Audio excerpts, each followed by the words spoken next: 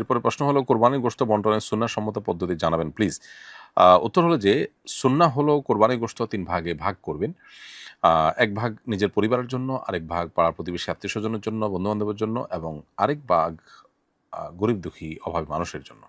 এভাবে করাটা হলো সুন্নাহ। যদি এর কম বেশি করেন কোরবানি আদায় হয়ে যাবে, কিন্তু বেশিরভাগ নিজে রেখে দেওয়া আর খুব অল্প স্বল্প দান করা, নামকে অস্তে দান করা, এটা সন্দেহাতীতভাবে স্বার্থপরতার প্রমাণ এবং কোরবানির যে আসল তাৎপর্য সেটাকে ব্যাহত করবে। সেজন্য আমাদের উচিত শরীয়ত আমাদেরকে যেভাবে গাইড করেছে সেভাবেই কোরবানির পশুর গোশত যথাসম্ভব ব্যবহার করা।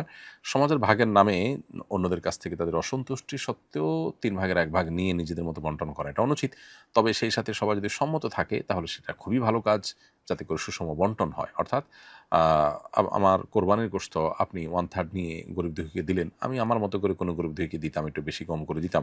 সেটার সুযোগ আ কমে যাওয়ার কারণে আমার মনঃক্ষুণ্ণ আছি, কিন্তু বলতেও পারছি না সামাজিকতার খাতিরে। এরকমটি যেন না হয়। জাস্ট এই জিনিসটাকে লক্ষ্য করে আমরা যদি সমাজের ভাগ এর নামে যেটি হয় সেটা যদি করতে পারি তাহলে সেক্ষেত্রে সুষম বন্টন হয়।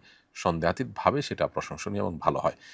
শুধু এইটুকু লক্ষ্য করলেই হবে যাতে কোনো কোরবানিকারীর মনের কোনো দুঃখ না থাকে এবং তিনি যেন খুশি মনে দেন, যাতে করে সব গরিবরা সুষমভাবে গোশত পান এবং সবগুলো নিজের শুধু ফ্রিজে ভরার মানসিকতা যেন না থাকে। এই দুটি বিষয়কে লক্ষ্য করলে ইনশাআল্লাহ আমরা এ বিষয়ে সুন্নাহ স্পর্শ করতে পারবো, সুন্নাহর উপর আমল করতে পারবো ইনশাআল্লাহ।